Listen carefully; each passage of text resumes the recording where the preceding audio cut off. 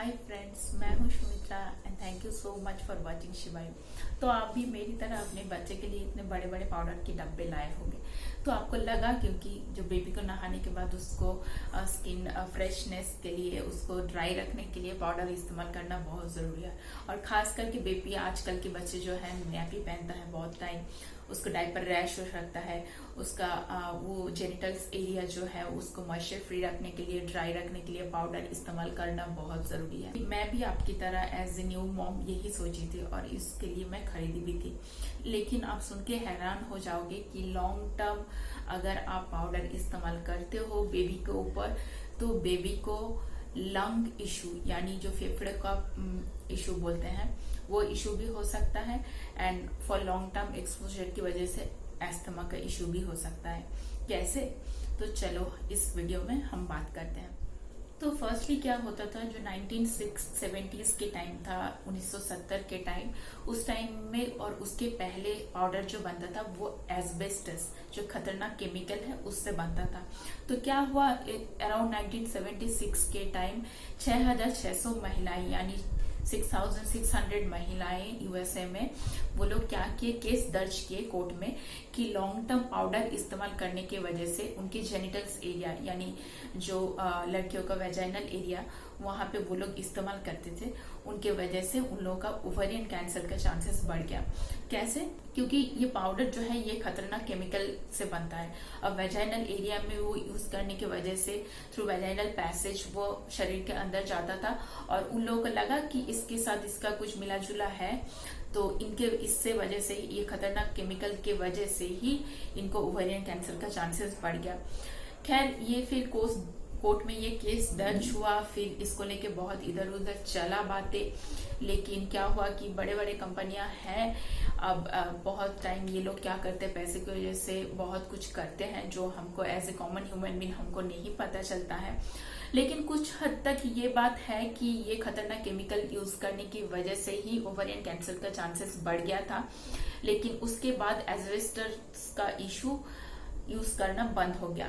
फिर जाके आया अभी जो मोस्टली जो टैल्कम पाउडर बनता है वो होता है सिलिकॉन, मैग्नीशियम और ऑक्सीजन के वजह से। तो इसका जो छोटा छोटा एकदम पार्टिकल्स जो होता है, हम क्या करते हैं एज ए न्यू मॉम, हमको पता नहीं रहता कि कैसे यूज करना रहता है। हम बेबी के बॉडी के ऊपर ऐसे ऐसे करके छिड़क देते हैं डायरेक्टली, जो कि बिल्कुल नहीं करना चाहिए। क्योंकि क्या होता है, अब जब ऐसे करके डायरेक्टली छिड़कते हो, वो फिर पूरा हवा में फैला हुआ रहता है और बेबी जब सांस लेता है उस टाइम उसका नाक और मुंह के थ्रू उसके फेफड़ों में अंदर जाके वो बस जाता है।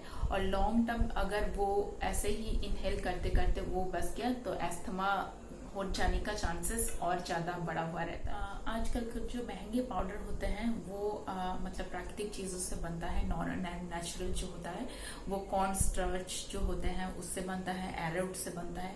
हाँ, खासकर ये उतना खतरनाक नहीं है आप अगर यूज कर रहे हो तो, लेकिन आपको कुछ बातों का ध्यान रखना चाहिए कि आप किस तरह से यूज कर रहे हो। आप बिल्कुल बेबी के बॉडी के सामने छिड़कना तो बिल्कुल नहीं है, और हवा में जैसे पार्टिकल्स उड़ रहा है इस टाइप का चीजें तो करना ही नहीं है। मतलब आपको ध्यान रखना है वो एनी हाउ बेबी के नॉस्ट्रियल और मुंह के थ्रू के अंदर उसके ना जाए। तो आपको लगेगा कि क्या हम पाउडर का इस्तेमाल नहीं करें। देखिए, ऐसे कुछ बोला गया नहीं है कुछ मेडिकल चीजों की मतलब मेडिकल पर्पस के लिए आप पाउडर इस्तेमाल कर सकते हो। मतलब पाउडर इस्तेमाल करना मेडिकल पर्पस के लिए तो नहीं है।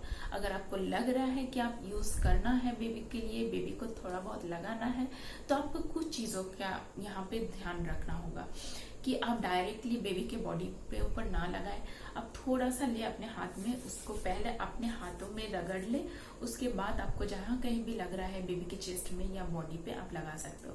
लेकिन हाँ, जेनिटल्स एरिया में तो बिल्कुल नहीं करना है।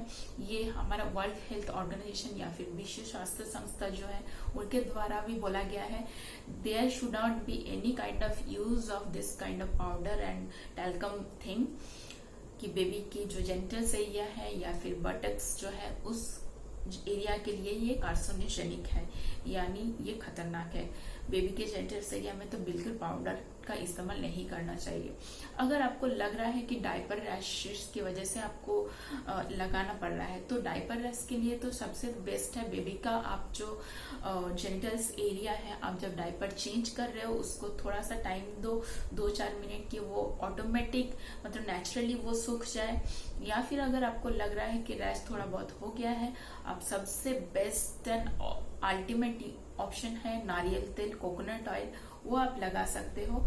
या फिर आपको अगर लग रहा है कि कम ज्यादा ये वो, तो आप डॉक्टर के साथ कंसल्ट करो। डायपर रैश क्रीम आता है, वो आप यूज कर सकते हो बेबी के लिए, लेकिन पाउडर का use for diaper rash cream और बेबी के जेनिटल्स एरिया में तो बिल्कुल नहीं करना है।